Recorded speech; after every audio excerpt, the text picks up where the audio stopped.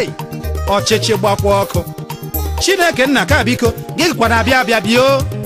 agị na makwara ihe ji gị ebe ahụ ndị ọchịchị ka ebe agbaala ọkụ machi mana usoro omenala ma ndị ke gọọmenti ma ndị ke chọọchị gọwuo otu awụ na-eji ivi na ọchịchị ndị ke chọọchị budu ụzọ gba ọkụ sef chekienu from A to Z ndị chọọchị akụrụchana ya still ya akabekwe njọ Uche Ogbuagu nwayọ gba oh yes ewu na Anglican B wu Baptist Church C wu Catholic Church D Deeper Life E Evangelical Fellowship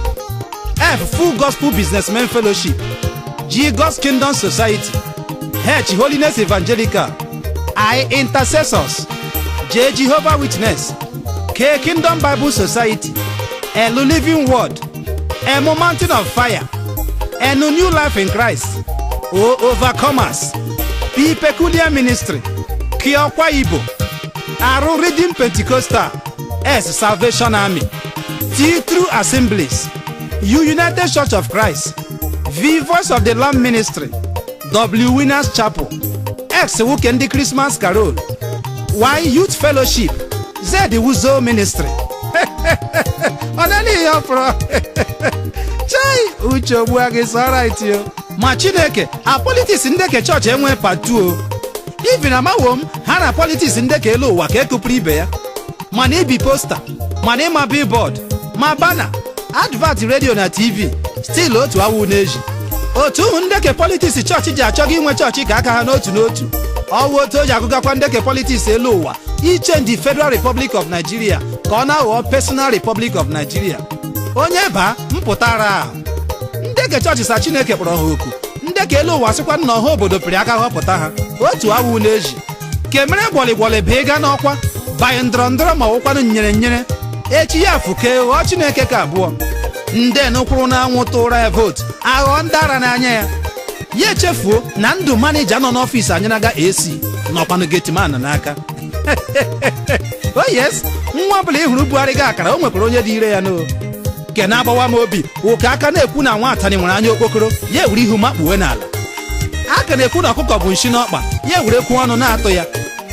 ahụ bụ ego ji liga dị ọkpara nwaanyị ụmụ nwaanyị iri ime na-amụ nwoke anyị arịachabe ọchịchị mmegbu na mbiagbu ọchịchị ndị oke ozu pọman enwetara raụndụ ọnwụ ya ọchịchị nchijasi na nkwafu ọbara ee ọchịchị chibu anụ ọzọ anyị nọbe n'elu otu ndị enuho aka akwa obi ebikasị posta ka elu n'ala ha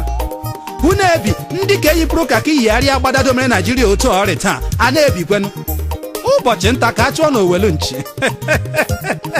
chei lepụlenụ m anya lepụlenụ otu ụmụ mmadụ na-ejibu ịga n'oche ọchịchị ọha na eze ya ghọọ ọkwa ọrụ nna ha ego alokeshọn aghọọ kapitalụ na-eji azụrụ ahịa kpọrọ mkpa onwe ha ụmụ ogbenye ga-anwụ ha nwụọ imuniti kọvara na ha nọ ndeke na-ebupụkwana ego na mba ofesi a na-ebupụ n'ike Chineke amarachana mgbe anyị nụrụ maka ndị ka ejidere nga eje ebupụ ego n'ala bekee dị mkparị ka nwoke pụọ narị ka nwaanyị ya onye ọbụla ekwoso chefuo na onye eze ya pụtara ihe nwa onye ezi okotoko ama ama ndị ọchịchị bupụgo ego n'ala awụghị otu ka awụ ha abụọ ma ndị ka egbere ọsọ jọmpụọ bel ma ndị ka ejikere ka nwaanyị ya ma ndị ka ejidekwere na ha ewere anya ihere zụọ ihe na-achọ ọha ịzụ anyị amarachana EFCC na ICPC machakwa ndewo nde but insurance baba cover ha ala gị ọ na-awụ gị mere eme ihe gị mma ọrịa onye lege gịnị mgbe ewu da atọrọ ọkada onye ga-ekpe bọtụ sikwula otu onye na-enweghị ebere ha nna ji ekwele common browsing n'ịntanetị EFCC ewere na ya wọm n'ọfịs chei but local gọọmenti chairman ga-anọ n'elu oche were ego ọha na eze arụ họteelụ n'aha ya ma jiri ndị ọrụ obodo ụgwọ azụgasị moto elu n'ala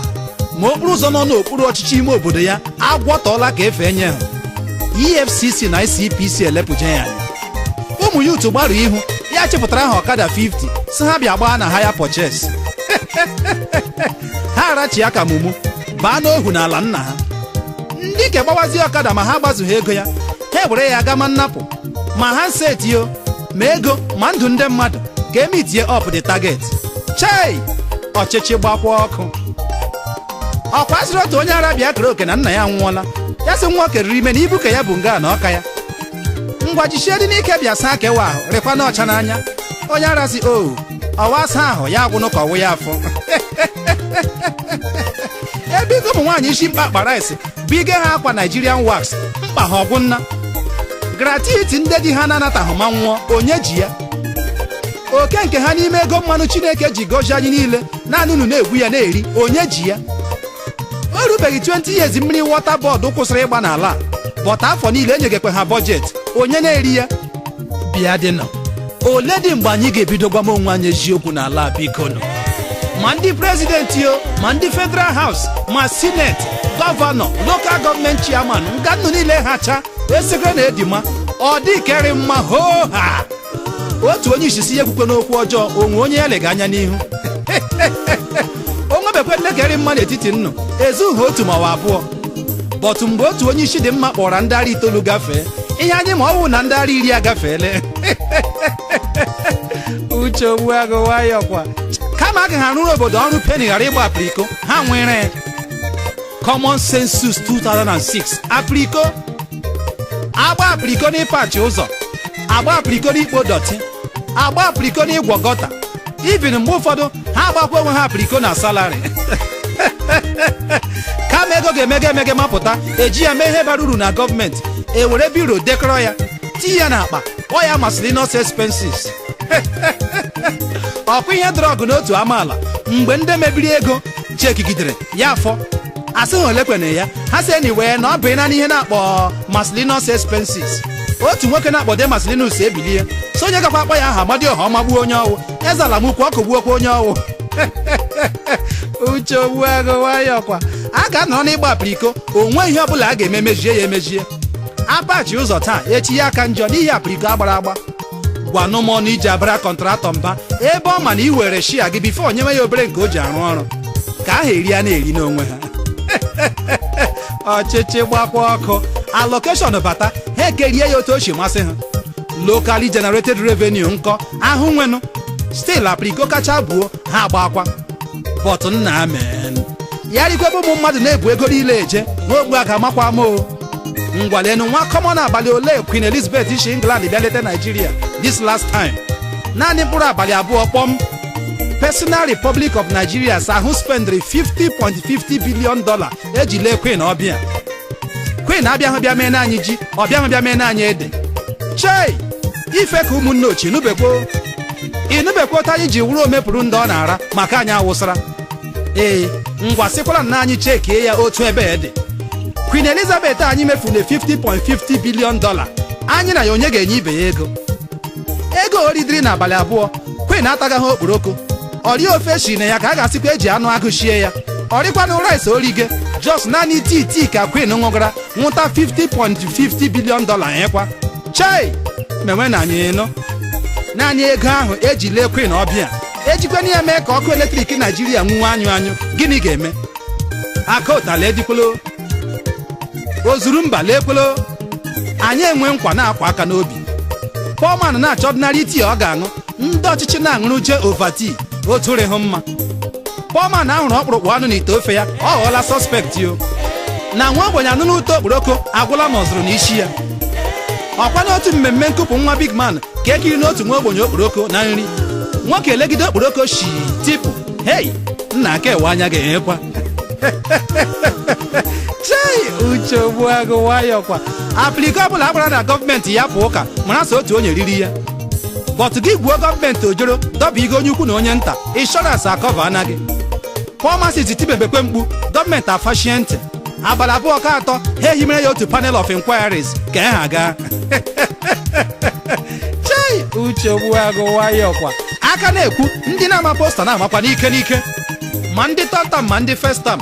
ụfọdụ ma ha amagide n'elu ka ibe hụ mara ama otu agadi nwaanyị jiri shiberi ala lọtaje pụta n'ụzọ na-elepụ anya lekwe posta ndị elekshọn ebe niile ha niile ụmụ okorobịa agadi nwaanyị adakepụ n'akwụ jụmasị ihe ọwa ọnwụ chi ka ọwa aksidenti ọnwụ gburu ndị ihe ọnwụ gburu ụmụ okorobịa igbuteghị ịmaghị egbuo chei onye atakwala agadi nwaanyị ose obegide ndị ri ndụ akwa ndị nwụrụ anwụ bikos anya m jiri hụ na politiki ka ugbu nwa Chineke ozu ga-agha agha ebe ndị na-anọ na-achọghị ịpụ ndị ga-ebigagbenu posta ebe niile agaghị efe n'elu ọchịchị gbakwa ọkụ. But ebe ọ bụ na ọnụ ọbụla ariwelele eriwe adịla committed, ole na ihe a ga-eme ya. Chris Obinna nọkwuru Ebube Dike gburugburu ọwụ gị wọnụ na-ekwuru Igbo na South West, ngwa zaa ya. Ka ewe eziokwu bụ na agazi ole ma Awụsa na Yoruba, ọ dị nde ka e nwere ego n'anya ka ndị Igbo anyị, ụkwa na otu ihe edobere anyị n'ọnọdụ ohu n'etiti ndị anyị ka mma. Ngwa lemekwere na anya ọkwa sị na ọchịchị ka ugbu na ọwụ ha kwata ọnụ ndị Igbo nyekwa, ma ọwụ nsọ anyị ejenụrụ jenara ha ego ma nọrọkwa zama ndị anyị ka mma saa afọ na-aga. Ọchịchị gbakwa ọkụ.